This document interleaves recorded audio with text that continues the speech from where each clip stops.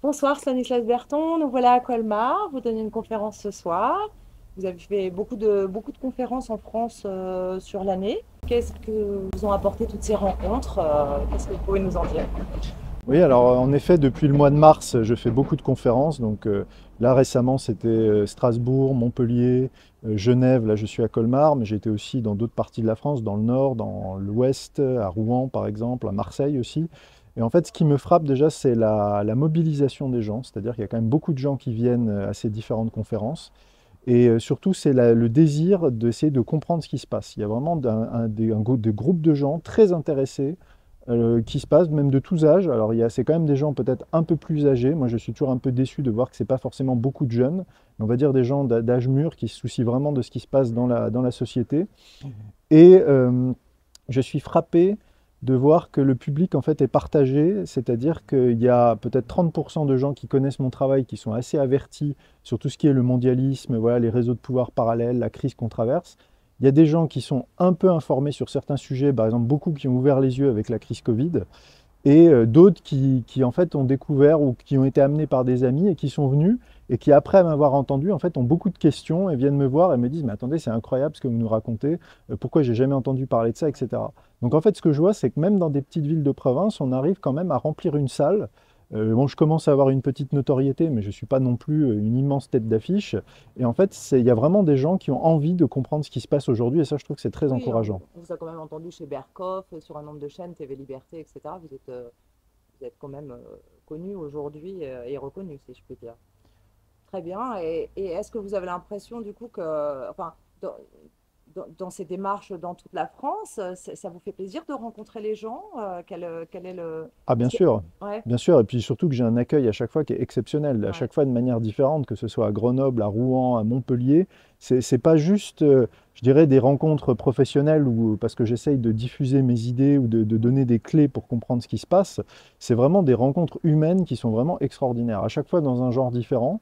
Mais avec des gens vraiment, on passe des moments de convivialité après les conférences, le contact est pris, voilà, il y a même des personnes avec qui j'ai lié des liens d'amitié. Enfin, c'est vraiment, en fait, j'ai envie de dire, à travers mon travail, je rencontre presque des fois ce que la France offre de meilleur, quoi. C'est-à-dire vraiment des gens qui sont humainement extraordinaires, qui se posent des questions, qui ont, contrairement à ce qu'on dit dans les médias, des gens très ouverts d'esprit, qui se posent beaucoup de questions. Et d'ailleurs, à ce sujet, il y a quelque chose qui me frappe, c'est bon, ceux qui connaissent mon travail savent que j'ai un ancrage spirituel et je ne fais pas mystère de ma foi catholique avec voilà, des propos très clairs là-dessus.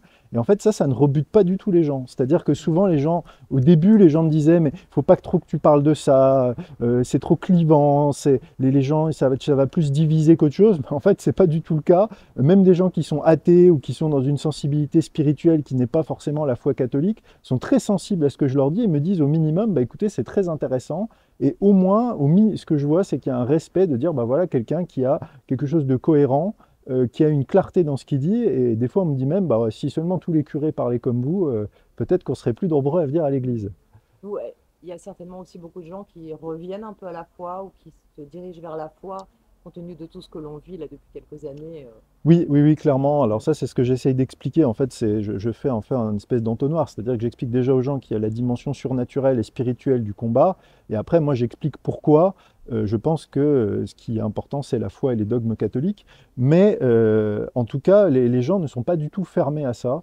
Et je pense que c'est vraiment une erreur de beaucoup de gens qui font ce travail de réinformation, ou même d'ailleurs les politiques qui sont en résistance, de pas du tout aborder ce point spirituel, parce que je constate que même un public pas forcément acquis d'avance de prime abord, en fait, les gens sont tout à fait ouverts et tout à fait prêts à entendre ça. Et moi, c'était un peu un pari. Je me suis dit, je ne vais pas essayer de me censurer, je ne vais pas essayer de faire plaisir, d'être consensuel, je vais vraiment aller dire ce que je pense sur ce sujet, et puis je l'ai travaillé, etc. Ça fait partie du tout. Et en fait, les retours sont extrêmement positifs.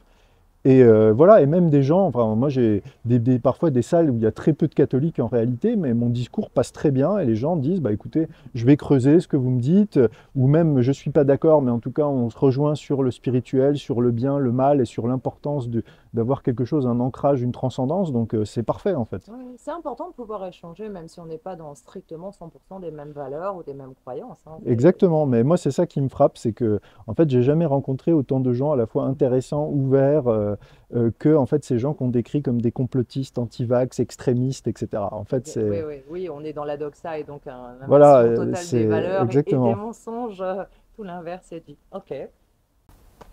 Et au niveau de vos publications, euh, comme vous nous avez habitués à une livraison à Noël, à chaque Noël, avec un volume de L'Homme et la Cité 3, est-ce que vous avez un volume 4 en route? Alors j'ai déjà je dirais une bonne partie du volume 4 qui est déjà prête. Là, comme cette année, j'ai été quand même très pris entre mars et juillet, enfin, et là encore un peu septembre, par mes interventions, enfin, par mes conférences, notamment j'ai fait un voyage au Japon cet été sur lequel je me suis exprimé, donc ça m'a pris beaucoup de temps. Donc là, je ne pense pas que je serai en mesure à la fin de l'année de livrer un volume 4, mais il y a déjà le matériau qui est là. Je dirais il manque encore un bon tiers. Un bon tiers pour finir le livre, mais c'est pas plus mal parce que en fait, il y a toujours une actualité dans ce que je fais. Je pense que le volume 3, j'essaye toujours que mes livres apportent quelque chose de plus par rapport à ce qui se passe. Et là, je trouve que ce que je décrivais et ce que je montrais dans le volume 3, en fait, on est toujours dans cette séquence. Quand le volume 4 viendra, bah, il y aura matière, notamment toujours dans la préface, enfin, dans l'introduction, à donner des nouveaux éléments qui viendront enrichir ce que j'ai déjà dit dans le 3. Justement, je relisais la fin de la France retrouvée, proposer des mesures qui permettraient un peu de redresser la France, et je relisais notamment la partie sur l'éducation en relation avec un article qui est paru dans Marianne et qui explique que les élèves de 6e ne comprennent plus les fractions et les nombres décimaux. Vous proposez le retour à l'instruction publique et la restauration de l'autorité des maîtres. Mhm. Alors, qu'est-ce que vous entendez par là et quels seraient les moyens d'y parvenir? La réflexion a un peu évolué par rapport à ce livre qui a été écrit en 2021 et publié en 2021. Je vais en parler ce soir dans la conférence. Moi, je pense que malheureusement, en fait, il n'y a plus grand-chose à attendre du système actuel. Et c'est pour ça qu'il faut les parents qui veulent préserver leurs enfants. Je vais parler des écoles hors contrat, de l'école à la maison, en fait, de tous ces systèmes alternatifs qui sont en fait une planche de salut et qui sont justement attaqués et détruits. Et j'ai beaucoup de témoignages justement dans mes conférences de gens qui sont dans l'éducation nationale et qui sont encore de bons maîtres, qui ont encore cette conception et qui disent je pars, c'est plus possible.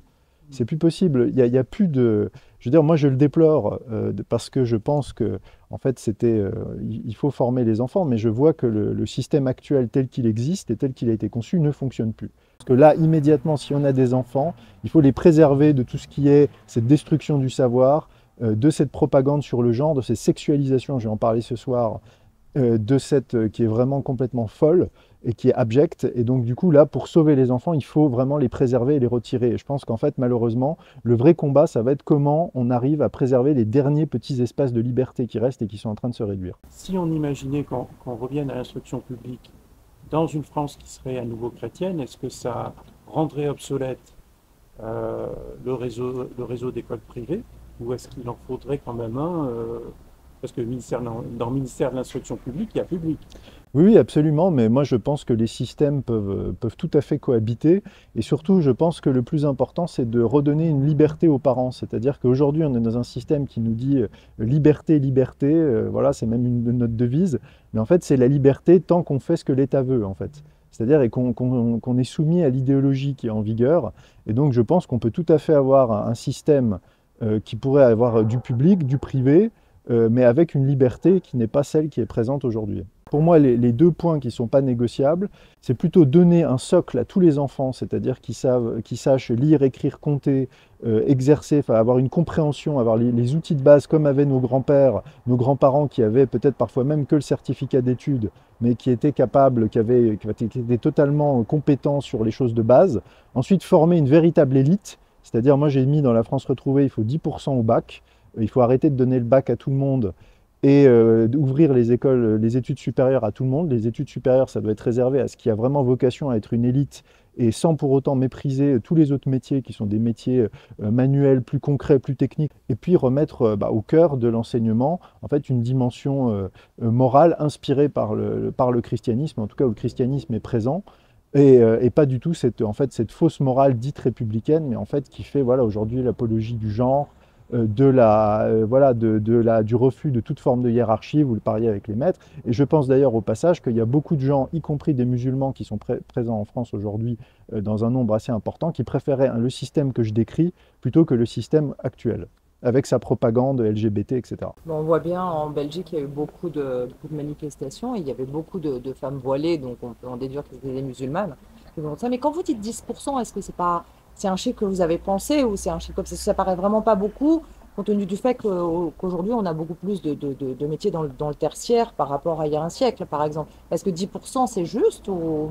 Alors, c'est un chiffre, j'ai donné 10%, c'est 10-15%. En fait, je me suis basé sur deux choses. J'ai regardé en fait ce que c'était les chiffres qui existaient jusque dans les années 50 avant en fait, l'explosion qui commence à partir des années 60, et aussi un peu en me basant sur ce qui existe, par exemple la courbe de Gauss. On sait, alors je ne suis pas forcément fan de cette mesure-là, mais elle a le mérite d'être un peu synthétique. En fait, c'est de dire que de toute façon, dans une population donnée, il n'y a qu'un pourcentage de gens qui restent fixes qui est capable d'avoir les capacités intellectuelles nécessaires pour faire des tâches intellectuelles de haut niveau. Et en fait, ce que je pense, c'est qu'il y a beaucoup de gens dans le tertiaire, en effet, mais en fait, qui n'ont pas besoin d'avoir des masters, qui sont en fait des faux masters. Je pense qu'il y a beaucoup de gens avec un vrai niveau bac. Le niveau bac d'il y a 50 ans, ça suffirait largement.